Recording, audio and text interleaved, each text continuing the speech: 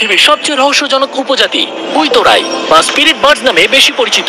ওরা মুখোশ, মাটি মাখা পোশাক পরে আর ঘন্টার পর ঘন্টা চুপ করে বসে থাকে। ওরা একটা পবিত্র জলপ্রপাতকে রক্ষা করছে পার্থিবকে আধ্যাত্মিক জগতের সাথে সংযুক্ত করতে। আমার আজকের লক্ষ্য হলো ওদের মুখ দেখা আর এই পবিত্র জলপ্রপাতে স্নান করতে পারা। কেউ কাছে এলে আমি তাকে মেরে ফেলবো, কিন্তু এটা সহজ হবে না। ওদের রাজি করতে আমার হাতে মাত্র 5 ঘন্টা সময় আছে। তার উপর আমি প্রথম ইউটিউবার যে এই উপজাতির ভিডিও করছি, তাই বেঁচে থাকলে আমরা ইতিহাস গড়ব।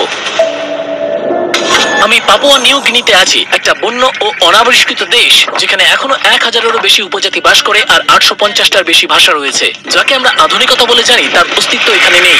উপজাতির কাছে পৌঁছতে চলেছি আর রাস্তাটা আমার চলা সবচেয়ে খারাপ রাস্তাগুলোর মধ্যে একটা। সত্যি বলতে এই উপজাতির কাছে কি আশা করা যায় জানি না। এটা পাপুয়া নিউ গিনির সবচেয়ে কম দেখা উপজাতিদের একটা। আমার মনে হচ্ছে ওটাই ওদের সেই জলপ্রপাত। এই উপজাতি নদী আর পাখিদের সঙ্গে খুবই সম্পৃক্ত, তাই ওরা ওখানেই আছে। ওই দেখো, একজন আছে ওখানে, দেখে ভয় লাগে তাই না? অনেকে রয়েছে ওখানে আরো, ওরা নড়ে না। দেখুন কেমন স্থির রয়েছে। পেছনেও আছে। ভাবুন আপনি স্নান করতে এলেন এখানে আর পেছনে এই সমস্ত দেখতে পেলেন। আমি হলে তো পালিয়ে যেতাম। প্রথম লক্ষ্য ওদের জানা আর দেখা ওই 6টা মুখোশের আড়ালে কারা আছে, কারণ আপনারা ভয় পাবেন। এখানে এই জায়গাটা দেখুন, এটা খুবই পিচ্ছিল, মোটেই সহজ নয়। পেছনে আরো। আগে একে হ্যালো বলা যাক। হ্যালো ওয়াকাই। ওরা সারাদিন এখানে শুধু জলের দিকেই তাকিয়ে থাকে। আর দেখুন ওরা কি ভয়ঙ্কর, ওদের পাখির মতো দেখতে, তাই না? এই মুখোশ পরা অবস্থায় দেখে শান্ত আর শান্তিপ্রিয় লাগছে। আমরা সারাদিন এখানে থাকি, আমাদের পূর্বপুরুষদের পবিত্র পুকুরের দেখাশোনা করি। তবে প্রথমে ওদের ভালো করে জানতে হবে কেন এই জলপ্রপাত এত পবিত্র, ওরা আসলে কি রক্ষা করছে। আমি প্রত্যেকের কাছে যাব আর বন্ধু হওয়ার চেষ্টা করব। প্রার্থনা করুন যেন না পড়ি। জানি না কোনটা বেশি বিপজ্জনক, নদী না উপজাতি। মানে এই সেতুটাকে ভরসা করা খুবই মুশকিল। সত্যি বলছি, এটা লোক দেখানো নয়। যত উঁচু মনে হচ্ছে তার চেয়েও বেশি। জানেন তো আমার ভার্টিগো আছে। ভিডিওর সবচেয়ে উত্তেজনাপূর্ণ কাজটা করছি। সত্যি বলছি, ওদের তেমন বন্ধুসুলভ কিন্তু আমার লাগছে না। দেখে তেমন মিশুকে লাগছে না। আর ওদের মূল লক্ষ্য সারাক্ষণ জলকে দেখা। আগেকার দিনে আমার ঠাকুরদা ঠাকুরমারা এই পবিত্র জল ব্যবহার করত বিয়ের কাজ বা যুদ্ধে যাওয়ার আগের অনুষ্ঠানগুলোর জন্য। আমাদের সময় ফুরিয়ে আসছিল, মনে হচ্ছিল না আদেও লক্ষ্যে পৌঁছাতে পারবো বলে, তাই তাড়াহুড়ো করতে হলো। আমি তো কাদায় ডুবে যাবো, তাই না? যাই হোক, ওদের আঙুলগুলো দেখুন একবার, মারাত্মক। এ তো বাঁশ। আচ্ছা, এবার আমাদের একটা নিনজা জাম্প দিতে হবে। ওয়াকাই কোনো উত্তর দেয় না। এই পোশাক তৈরি হয় কি করে? আমার অস্বস্তি হচ্ছিল, কথা বললাম, কোনো উত্তর নেই। তাই পরের জনের সঙ্গে কথা বলতে গেলাম যাতে উত্তেজনা তৈরি না হয়। কতদিন ধরে আপনারা এই ঐতিহ্য মেনে আসছেন? এটা শুরু হয়েছে প্রায় 80 বছরের বেশি হলো। আমাদের কাছে এটা এমন এক ঐতিহ্য যা সম্পূর্ণ পবিত্র। ওরে বাপরে, সাংঘাতিক। আমার কবজিটা একটু মচকে গেছে। ব্যথা নিয়ে আমি শেষ জনের কাছে এসে গেছি। আমি এই জায়গাটার মালিক। আমি একা এখানে স্নান করতে পারি, আর কাউকে স্নান করতে দিতে পারি না। আর অন্য উপজাতি যদি চেষ্টা করে, আমার মৃত্যু পর্যন্ত লড়বো। আর এরপর আমরা ওদের মুখ দেখতে চলেছি। আমি এটা স্পষ্ট করতে চাই, আমরা বার্সেলোনা বা স্পেনের কোনো গোপন জায়গায় নেই। কোনো অভিনেতাকে এরকম সাজার জন্য ভাড়া করিনি। এই উপজাতি বাস্তবেই আছে, হাজার হাজার বছর ধরে এই দেশেই আছে, যা রহস্য তৈরি করেছে।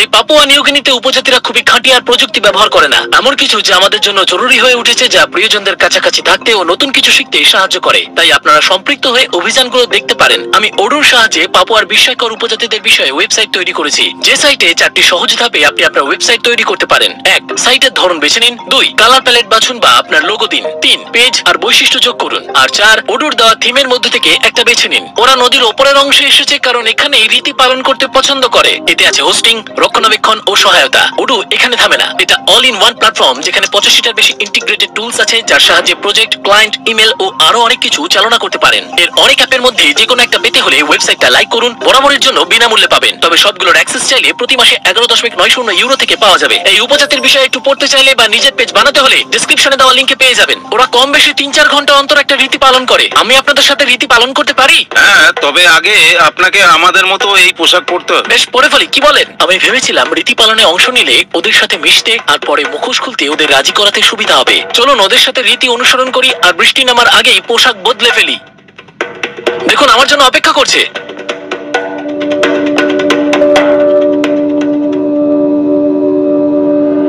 বাহ, দেখতে পাওয়া মুশকিল, হ্যাঁ?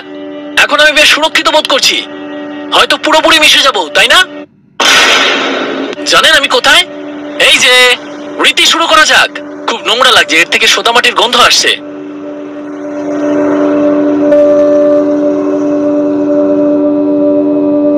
আমি সত্যিই জানি না কি হচ্ছে। দেখুন কিভাবে হাত নাড়ছে, একদম পাখির মতো। আমরা পাখির মতো আচরণ করি আমাদের পূর্বপুরুষদের সাথে সংযুক্ত হতে।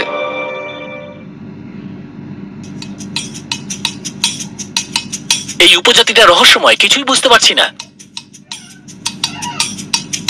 দেখুন ওরা নিজেদের এর রক্ষাকর্তা বলে অনুভব করার উদ্দেশ্যে জলপ্রপাতের সামনে এটা করছে। আমি চেষ্টা করলাম যাতে ওরা জলপ্রপাতের রীতির ব্যাখ্যা করে, কিন্তু করলো না। তবে লক্ষ্য করলাম ওদের মুখ দেখাতে রাজি করতে পারবো এতটা ঘনিষ্ঠ হচ্ছি। আমিও এখন ওদের মতো। এই কারণেই প্রথমবারের মতো ওরা আমাকে ওদের মুখ দেখানোর সিদ্ধান্ত নিয়েছে। মনে হচ্ছে আমার ভাবনাটা কাজ করেছে। এবার দেখি ওরা কিভাবে নিজেদের মুখোশ খোলে। দেখি, দেখুন, ভাবতেই পারিনি। হ্যাঁ, আর এবার ওর স্ত্রী নিজের মুখোশ খুলবে। এ কি, এ তো পুরুষ। এই প্রথমবার ভিডিওতে ওদের মুখ দেখাচ্ছি, তাই না? ও, কিন্তু হঠাৎই ওরা জলপ্রপাতের দিকে ছুটে গেল। দেখো কাণ্ড। আর এখনো জানি না কিভাবে আমাকে ওদের সাথে স্নান করতেও দিল। পবিত্র জল 10 লাখের জন্য সাবস্ক্রাইব করুন। দারুণ, হ্যাঁ, জলটা বেশ ঠান্ডা। আর মুখোশ ছাড়া ওদের সাথে দেখা করা আমার কাছে দারুণ ব্যাপার। এবার জলপ্রপাতকে উপভোগ করি। বাবা গো, বাপরে, সাংঘাতিক।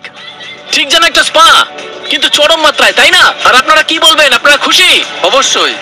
স্পিরিট বার্ডসের সাথে দেখা করাটা অসাধারণ ছিল। আমি ব্যক্তিগতভাবে মনে করি এটা পাপুয়া নিউ গিনির মাঝে অবস্থিত পৃথিবীর সবচেয়ে রহস্যময় উপজাতি। সাবস্ক্রাইব করুন।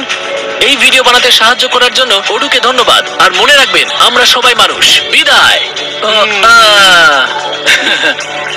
শারীরিক স্পর্শ ওরা খুব একটা পছন্দ করে না। আমিও এখন ওদের মতো।